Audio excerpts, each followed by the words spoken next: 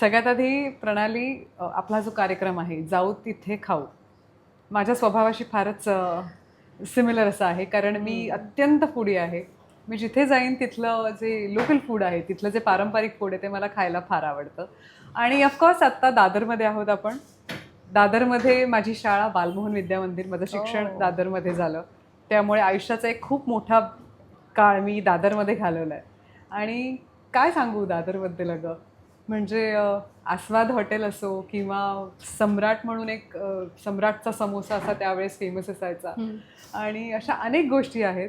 थोडे थोडे पैसे जमवून किंवा घरातून जे आई बाबा पैसे द्यायचे ते असे थोडे थोडे जमवून मग एखाद दिवस आम्ही सगळे जायचो खायला आस्वादमध्ये. आस्वादमध्ये जी थालीपीठं मिळायची किंवा जिप्सी म्हणून आमचं एक हॉटेल आहे, छोटं जिप्सी, त्यात सगळे मराठी पदार्थ मिळतात. बापरे, मला अजूनही आठवतं की आम्ही असे थोडे थोडे पैसे गोळा करून, तुझ्याकडे किती आहेत, 10 रुपये, तुझ्याकडे किती आहेत, 15 रुपये, असं एकत्र करून आत्ता ह्याच्यात काय काय डिशेस येतील असं आम्ही जाऊन जिप्सीला खाल्लंय.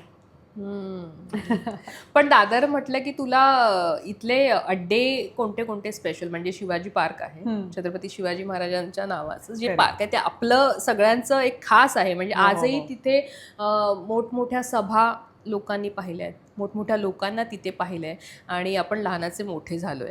तर त्या काही आठवणी आहेत दादरच्या तुझ्या? आणि अर्थात बाबा नाटकात खूप काम करायचे पूर्वी, त्यामुळे शिवाजी मंदिरचं आणि तुझं तर खास बॉन्ड असायला हवं, कारण मी पण त्यांची नाटकं रंगभूमीवर पाहिलेली आहेत. त्यामुळे तू तर त्यांची लेक असल्यामुळे तुझं ते कनेक्शन आणखीन जवळचं असेल. ॲब्सोल्युटली. आम्ही जे बालमोहनकर आहोत त्यांनी अनेक राजकीय घडामोडी स्वतःच्या नजरेने पाहिल्या आहेत. म्हणजे कुठेही राजकीय कुठेही घडामोड झाली आणि जरा ती सेन्सिटिव्ह असेल तर पहिली सुट्टी बालमोहनकरांना मिळायची. शिवाजी पार्क अगदी हृदयाच्या जवळ आहे.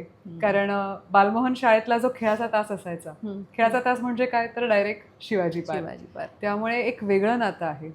शिवाजी पार्कातल्या उद्यान गणेश म्हणून गणपती बाप्पाचं जे मंदिर आहे कोपऱ्यात, ते तर आमचं ठरलेलंच.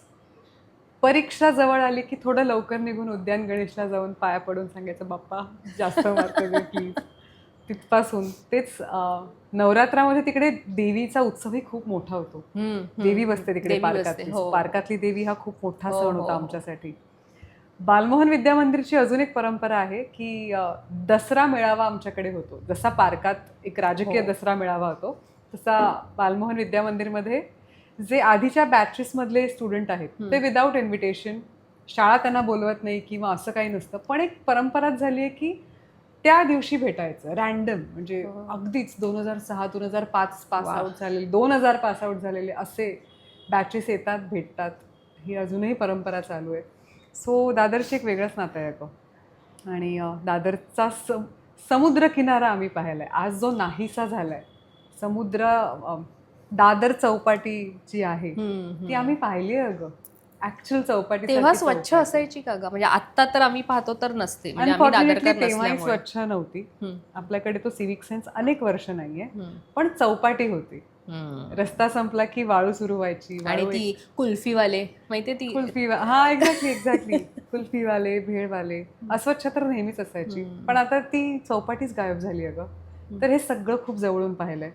शिवाजी मंदिर, ऑफकोर्स माझ्या वडिलांची अनेक नाटकं व्हायची तिकडे, त्यामुळे शिवाजी मंदिर हे पप्पांचं नाटकाचा झोन आणि प्लाझा थिएटर माझ्या सिनेमाचा झोन, ही अत्यंत जिव्हाळ्याची 2 ठिकाणं माझ्या आजूबाजूला होती माझ्या बालपणात. आणि जेव्हा माझा पहिल्या सिनेमाचं पोस्टर प्लाझाला लागलं तेव्हा असं वाटलं की इतकी वर्ष. क्षणभर विश्रांती पहिला चित्रपट. आणि मी त्यावेळेस असं झालं की मी रोज या प्लाझा थिएटर समोरून जायचे. 1ली ते 10वी मी रोज गेले. मी विचारही केला नव्हता की इथे एक दिवस माझं पोस्टर लागेल.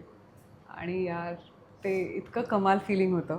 अजून एक कोइन्सिडन्स म्हणजे क्षणभर विश्रांतीचं जे म्युझिक लॉन्च आहे ना, ते दादरच्या नक्षत्र मॉलमध्ये झालं. सो दादर माझ्यासाठी इतक्या स्पेशल आठवणी घेऊन आल्या ना माझ्या आयुष्यात, त्यामुळे आज जरा नॉस्टॅल्जिक फील होतंय मला. बरं, आता आपण चित्रपटाचं थोडंसं घेऊया आणि त्याच्याशी कनेक्शन करूया जेवणाचं. सालबर्डी. एक तर सालबर्डीमध्ये तुझी आउट अँड आउट वेगळी भूमिका, म्हणजे पोलिसांच्या गणवेशात तू आम्हाला दिसतेस. आणि याआधी तुला तसं पाहिलेलं नाहीये. तुला म्हणजे ग्लॅमरस पूजा किंवा लपाछपीमधली एक वेगळी पूजा आम्हाला दिसलेली आहे, किंवा दगडी चाळमधली एक वेगळी पूजा आम्हाला दिसलेली आहे. कारण त्यानंतरही तुझे बरेचसे सिनेमे आले आणि त्याच्यात तू अर्थात या पद्धतीची अशी केली भूमिका नव्हती. जी डॅशिंग असेल किंवा पोलिसांची भूमिका, True. आणि दादरमध्ये तू राहत असल्यामुळे खूप इव्हेंट्स होतात, त्या निमित्ताने खूप पोलीस इथे तैनात असतात, त्यांना तू Absolutely. खूप जवळून पाहिलं असशील, त्यांचं काम जवळून पाहिलं असशील. इथे खूप ट्रॅफिक हे फार पूर्वीपासून आहे, कारण इथे लोक कुठून कुठून फिरायला येतात, Correct. शॉपिंगला येतात. हो, हो.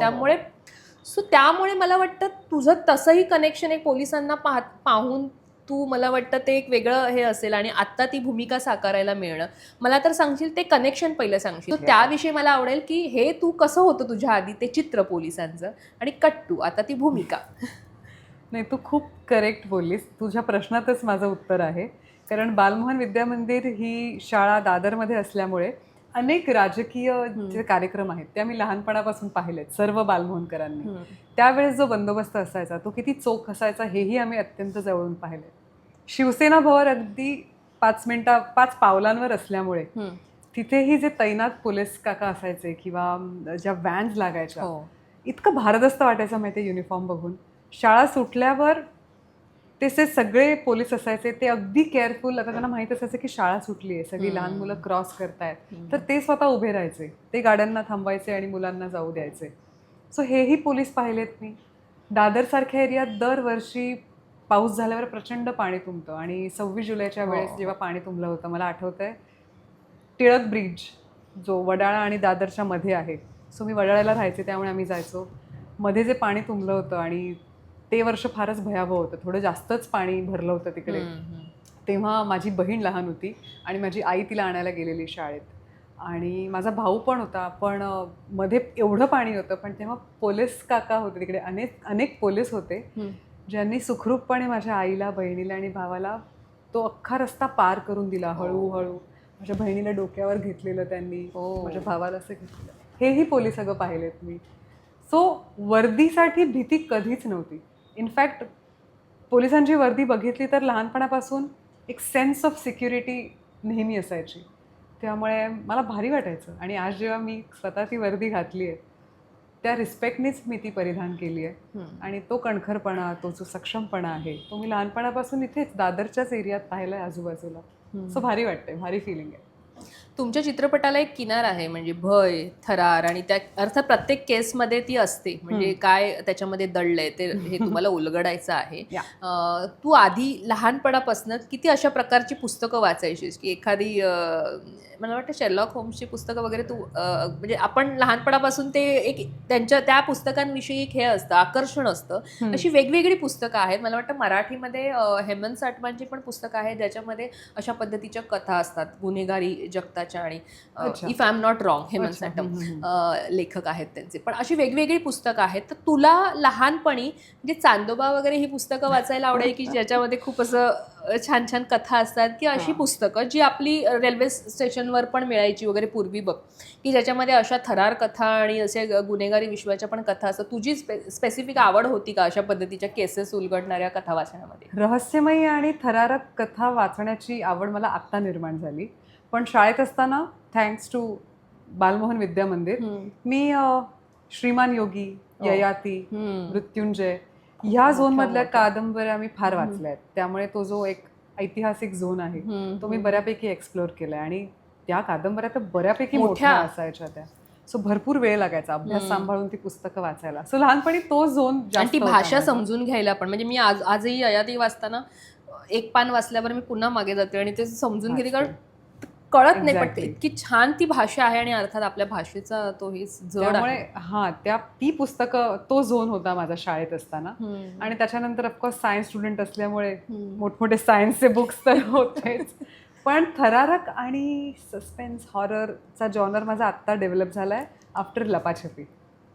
कारण तुझा लपाछपी सिनेमा सॉलिड होता. लपाछपी करेक्ट. तोपर्यंत मी थिएटरमध्ये पण जाऊन हॉरर पाहिली नव्हती. हॉरर फिल्म केल्यानंतर मला कळलं, अरे हे असं खोटं आहे सगळं. आपल्या लोकांना घाबरवायचं, अच्छा असं असतं, ओके. तर तेव्हा माझी भीती जरा गेली, आणि त्याच्यानंतर टिल टुडे मी अनेक पॉडकास्ट ऐकते, मी अनेक अशी थ्रिलर स्टोरी वाचते.